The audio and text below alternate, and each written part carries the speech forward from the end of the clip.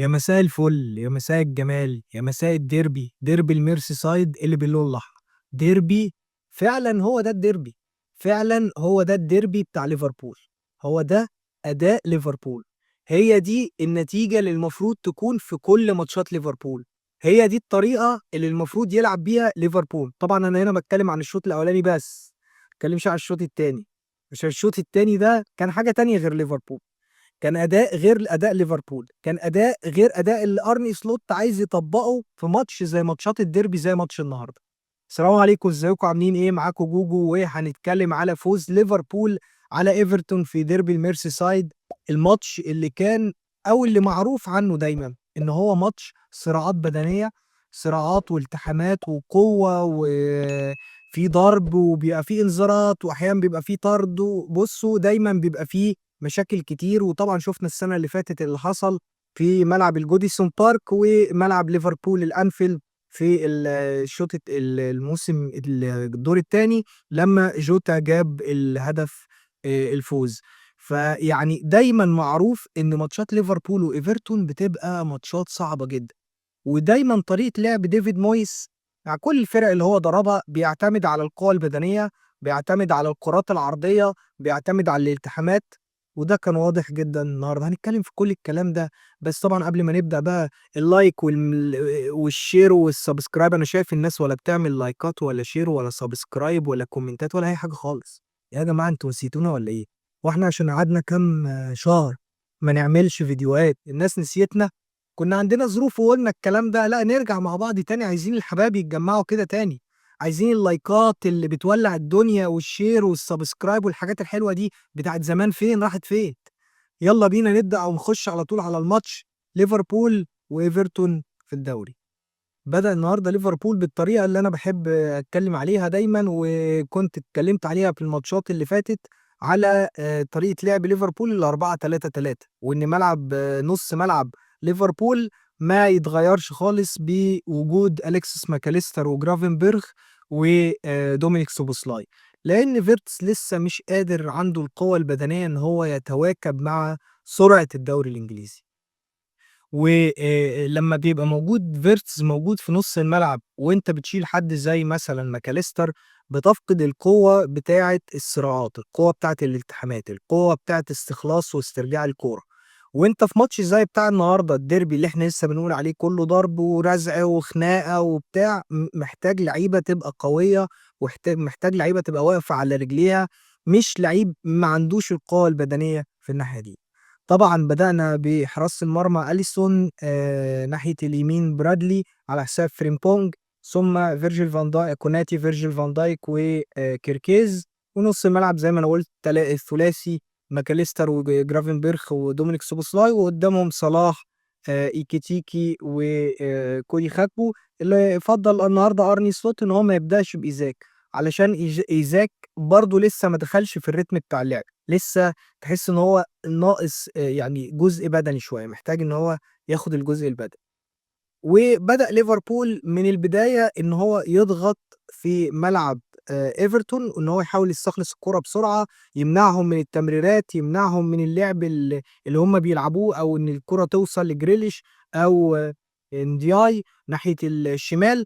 محتاج إن هو طول الوقت يفضل مخلّيهم في منطقتهم، وده اللي نجح فيه فعلًا في ليفربول في الشوط الأولاني. ومن كورة رائعة طبعًا صلاح assist النهارده يا جماعة، الassist اللي صلاح عمله ده من كوكب آخر. الرؤية، الاستلامة والرؤية ودخول طبعًا جرافنبرخ في المنطقة دي، إن هو يحط الكورة في المنطقة دي ويلعبها له ويحطها بالمنظر ده، رائعة جدًا، جدًا، جدًا الassist والfinish، بصراحة جول متكامل جدًا. كمّل ليفربول الضغط، ما رجعش زي الأيام اللي فاتت أو الماتشات اللي فاتت اللي كان فيها ليفربول بيرجع وبيسيب الاستحواذ للفريق اللي قدّامه، لأ كمّل ضغط، وأكتر من كورة حاول فيها إن هو يسجّل ما جاتش، ثم بعد كده جرافنبرخ بيدّي كورة assist لإيكيتيكي علشان يسجّل الهدف التاني، وبيكمّل ليفربول الشوط الأولاني اكتساح، هيمنة، domination على فريق إيفرتون. الشوط التاني يعني كنت متخيّل إن أرني سلوت هيبدأ يهدّي الريتم، لإن ده منطقي جدًا، ومش منطقي إن أنت في ماتشات أنت لسه لاعب من يومين، قبليهم ماتش برضه كان قوي جدًا مع بيرنلي، وبعد كده بتلعب مع أتلتيكو مدريد، والنهارده بتلعب ماتش ديربي، وعندك لسه الماتشات الجاية في الكاس مع ساوثهامبتون. فأنت مستحيل تلعب إن أنت طول الوقت ضاغط على الفريق اللي قدامك، والضغط العالي ده طول ال90 دقيقة، ده مستحيل. فكنت متوقع إن هو يهدّي الريتم، ولكن إنك تهدّي الريتم حاجة، وإنك تسيب الاستحواذ حاجة، وتضغط حاجة تانية.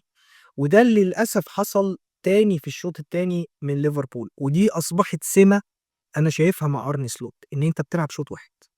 ليفربول تحت قيادة أرني سلوت بيلعب شوط واحد بس. في فرق زي ما باقول إنك تسيب الاستحواذ، وفي فرق ما بين إنك تهدّي اللعب، وفي فرق إن أنت هتبقى لمّا بتسيب الاستحواذ بتضغط. أنت ممكن تهدّي اللعب إن أنت تقعد ت تت تمرّر وتباص، وتقلل الريتم بتاع الباص، وتلعب هادي جدًا وده ليفربول بيعرف يعمله. لكن إنك أنت تبقى مضغوط وعمّال بتلعب كور طويلة، كور طويلة، مش عارف تنقل باصتين 3، يعني ده صعب جدًا. إن أنت بتشوف المنظر ده زي ما شُفته في ماتش أتلتيكو مدريد، هو نفس السيناريو، زي ما شُفته في ماتش بورنموث، هو نفس السيناريو، زي ما شُفته في ماتش نيوكاسل، هو نفس السيناريو. فأنا مش عارف، دي مشكلة كبيرة جدًا عند أرني سلوت ولازم يحلّها، لازم يحلّها. أنت مستحيل تبقى كده. وطبعًا نتيجة الضغط ده بتستقبل أهداف، وهو ده اللي حصل.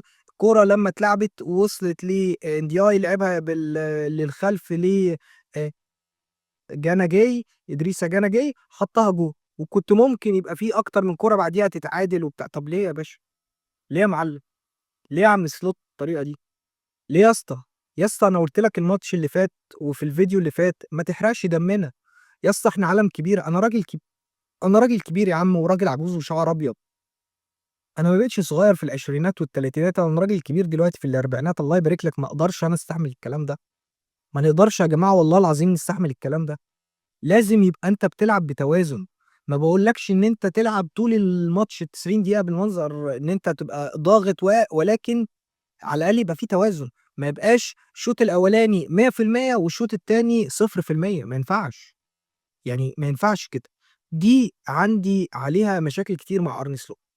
هاروح بعد كده لمستر كودي خاكبو. أنا اتكلمت على كودي خاكبو كتير أوي يا جماعة. كودي خاكبو وِحِش أوي، وِحِش أوي، أوي، لدرجة إن أنا بقيت باتأذي وأنا باتفرج عليه. لا قوي هجوميًا، ولا قوي دفاعيًا، ولا هو قوي وهو معاه الكورة، ولا بيعرف حاجة. هو ما فيش غير إن هو بيقطم ويشوط وما بتجيش. يا معلم كفاية بقى، خلاص اتحفظت، والمدافعين بقت حافظينك. ما بقاش عندك جديد تعمل كده، لازم تدوّر الكلام ده. إيه المشكلة إن أنا في الماتشات الجاية أبدأ إن أنا أجرّب إن أنا ألعب بإيكيتيكي وإيزاك، إيكيتيكي يلعب جناح وإيزاك يلعب فيرود. خاكبو مش نافع، لازم خاكبو يعيد حساباته لإن خاكبو وِحِش أوي. وإن استمريت إن أنا ألاعبه خاكبه كده، فأنا باظلم لعيبة تانية عندها الحقية إن هي تلعب. فلأ، خاكبه بصراحة بقى مستوى زي الزفت. يعني أنا اتكلمت عليه الماتشات اللي فاتت، ومُصِر إن هو يأدي نفس الأداء السيء للغاية. آآ جرافنبرخ ما فيش أحسن من كده. جرافنبرخ هو أحسن وسط في العالم حاليًا بصراحة، أحسن رقم 6 في العالم حاليًا بلا منازع. كان زمان الناس بتتكلم على رودري، وفعلًا رودري في وقت من الأوقات كان هو الtop. دلوقتي جرافنبرخ هو أحسن وسط مدافع رقم 6 في العالم بلا جدال، بلا جدال الصراحة. وجود ماكاليستر زي ما أنا قُلت مع سوبوسلاي، الاتنين اللي عندهم القوة البدنية والاندفاع والشوط والمهارة في الرؤية في الpass والأوفرات، بتدّي ليفربول boost غير عادي بصراحة. إمم. وده زي ما قُلت قبل كده ما ينفعش إن أنت تغيّر بقى كتير في نُص الملعب ده.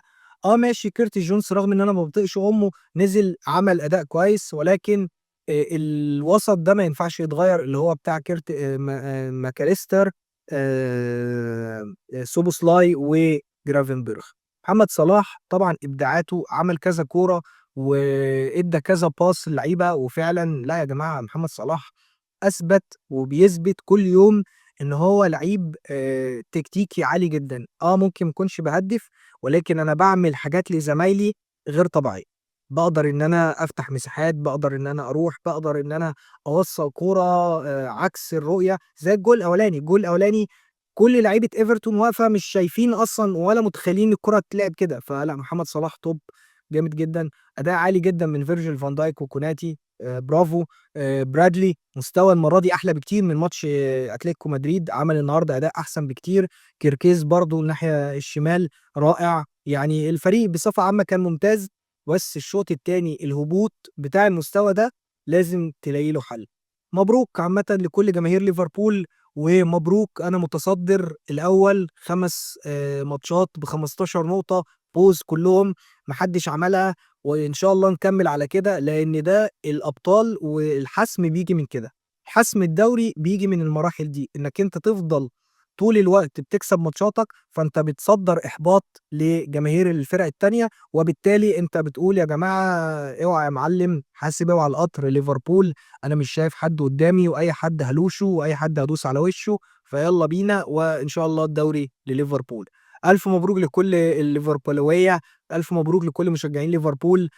فوز مهم جدًا في ديربي الميرسيسايد اللي دايمًا بيبقى فيه صعوبات ودايمًا بيبقى قوي جدًا. وإن شاء الله الماتشات اللي جاية في الكاس وفي الChampions League وفي الدوري يحقق برضه الانتصار ليفربول. ما تنساش بقى أخوك بقى بالدعم والshare واللايك والsubscribe والحركات والكومنتات، وقُل لنا بتتفرج علينا منين، اكتب لنا رأيك في الماتش وخلّينا ندلّع الدنيا.